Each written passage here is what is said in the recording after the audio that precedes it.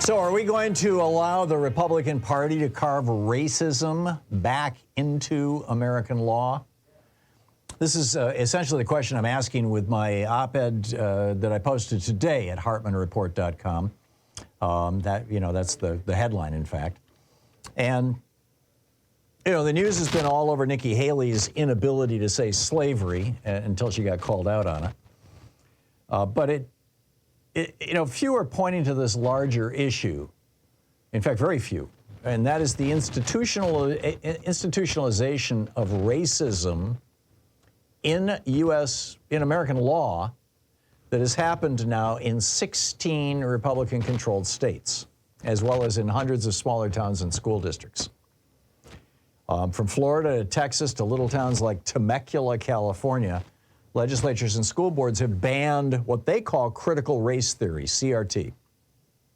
But critical race theory is a complex system for analyzing the impact of institutional racism and how individual racism is fed by and feeds into institutional racism and the impact that has over time on people and communities.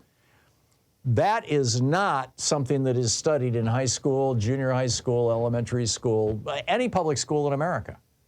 It is something, critical race theory is exclusively offered as a class in college law school, in graduate school, in law school.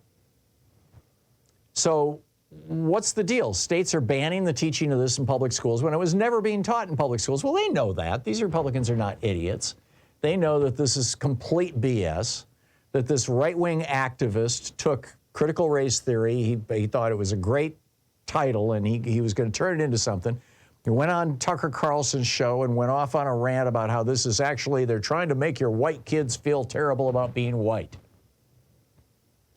And as a result, Fox News got all hysterical. The right-wing hate media went nuts with it. And as a result, you now have 16 states that have outlawed teaching critical race theory. Yesterday morning on Morning Edition, National Public Radio did a program about this. They did a segment about this. And they interviewed a bunch of people who were asking, who were, students, who were asked, what impact has this had on you? Now, first of all, there's a headline over at The Independent, the British newspaper, that kind of says it all. Quote, this is the headline: Republicans trying to reintroduce racial segregation in schools. Now, that was about an article that had to do with trying to draw school districts to racially segregate kids. But it goes beyond that. I mean, Proverbs famously tells us, train up a child in the way he should go, and when he's old, he won't depart from it. And the GOP is hell-bent on raising a generation of young people who are not woke, where racism is just not discussed, who don't know anything about the racial history of America. And the real agenda here is freezing into place the current racial caste system of the United States. That's what's really going on with these anti-CRT laws. They want to lock it, it's a hell of a lot better than it was 40 years ago, and 40 years ago is a hell of a lot better than it was 40 years before that. And we can say the same thing over and over again, going all the way back to the founding of the Republic. But none of that means that right now we have racial equality in the United States. In fact, far from it. If you are black in the United States, you are the wealth that you have as a family is typically 1/8 of what it is if you're white. Your income is below what it is if you were white. Your probability of ending up in prison for the exact same crime that a white person would be arrested and charged for is more than twice what it would be if you were white. These are simple reality. You're more likely to be killed by a police officer if you are unarmed and stopped for traffic than if you are white. I mean, these are all simple realities that anybody can fact check. In other words, we are not a racially blind society yet. We're not even close to it. And the Republican Party and the white supremacist, racist, Christian nationalists in the GOP like that. They'd actually like it even more if we did away with Brown v. Board and, we went back to 1954.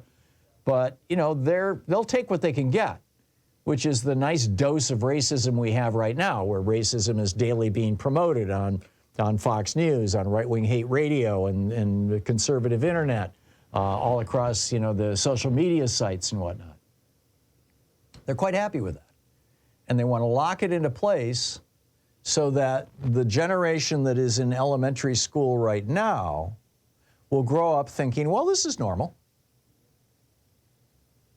And we can have another generation of basically white supremacy in the United States. This is their agenda, pure and simple. One of the students told the reporter from NPR, quote, "All of it is just to silence people about racism and talking about how racism is a fundamental part of how society works. That's just the truth."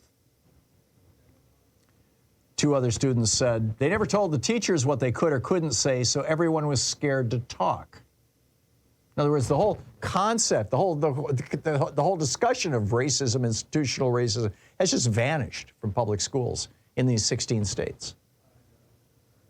And then another one said they're scared to talk about the roots of racism, but they're not scared to be racist. Say what? Well, it turns out that because of these critical race theory bans, these bans on teaching American history or talking about race, teachers are no longer stopping white racist kids from acting out their racism, which is causing some distress for Black and Hispanic and Asian kids, Native American kids. One student told NPR, quote, "These white kids who will be like, hey, I got Black friends, so like they're my slaves, like it's cool." So this is how, this is how it's being played out. The reporter on National Public Radio, Sandia Dirks, told host Rob Schmitz, quote, "All of the teenagers sitting around the table at Mrs. Cox's house tell me the school board's ban on, you know, teaching critical race theory has made this racism worse, more permitted, more pervasive. The kids say they don't feel safe. They're scared." Brooklyn, this is the name of one of the young women, says that she's been scared to go to school board meetings. She's a mother. She says Black people who oppose the board's agenda, they get kicked out of these meetings. Now, this is in a small California town, Temecula, California. But this is happening in every school, in every state, county, city, or just local school board that has banned the so-called teaching of critical race theory or the teaching of so-called critical race theory. Basically, white supremacists have gagged teachers, and now even kids are afraid to bring up the topics or complain when they're being harassed by their white Christian nationalist bullies in school. And that's why Nikki Haley was incapable of saying slavery when she was asked about what caused the Civil War.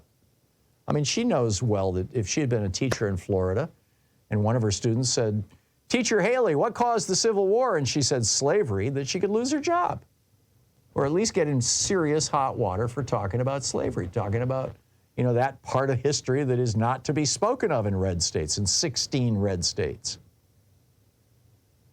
And what's most astonishing about this whole bizarre national process is the role that the media has played in it. The fact that when you look at what's actually happening, there's not a huge level of national outrage about laws being put on the books that actually make life difficult, more difficult, for Black, Hispanic, Asian, Jewish, Native American kids, gay kids as well. Anybody who's basically not white, straight, and Christian. The anti-CRT lies were first put out by people who appear to be racist partisans. The media could have pointed that out. They didn't. When the bans were being debated in each state, the media could have told the truth that these are racist laws being passed for racist purposes. With a few lonely exceptions, most were silent. After all, why piss off local armed militia and the politicians aligned with them, particularly if you need those politicians to appear on your TV show? I mean, this is why the GOP is not being held to account. In 16 states now, all controlled by Republicans. As the Rethinking Schools website notes, quote, "Ironically, so-called critical race theory bans actually exemplify the racist policy structure that critical race theory attempts to explain. Critical race theory explains in part how the law functions to uphold racial inequality. And because prohibited concepts legislation limits how educators talk about racism and teach about racism, these laws themselves maintain the racial status quo, the very phenomenon critical race theory describes. It's really incredible when you think about it. The Republicans who are passing these laws aren't idiots. They know this stuff. They know that these laws are going to empower racist white students while locking racial hierarchies in place and lacking any meaningful conversation about the consequences in our media. These laws are intended to etch institutional racism deeper and deeper into our laws and structure, into our culture, into the infrastructure and structure of our culture, day by day, school student by school student, teacher by teacher. These laws are also a sop to the white supremacists who make up most of the base of today's GOP. They're Republicans' way of saying, we're with you, our Nazi friends. Now, you know, this is a topic, sadly, that has largely vanished from the headlines. I congratulate NPR on doing the story about it yesterday, but Republicans have already done the deed. Democrats are reluctant to complain about it because that plays into the stereotype that the Republicans have pushed since 1964, that Democrats are in the bag for blacks and Jews who want to replace us. Remember? Those very fine people. They've been so effective at this nationwide campaign, supported by the institutional Republican Party as well as multiple Republican billionaires, that even Nikki Haley, is unwilling to piss off the GOP base in those 16 states. The College Board itself, I mean, the grand gatekeeper of higher education, took basically all their racial stuff out of their AP African American Studies classes. They purged them. Now, the good news is they put it back in April. They purged them in February. But this is their goal. This is what these Republicans want. So how do we deal with this? We speak up, we speak out, and we run for office. And we support candidates of color.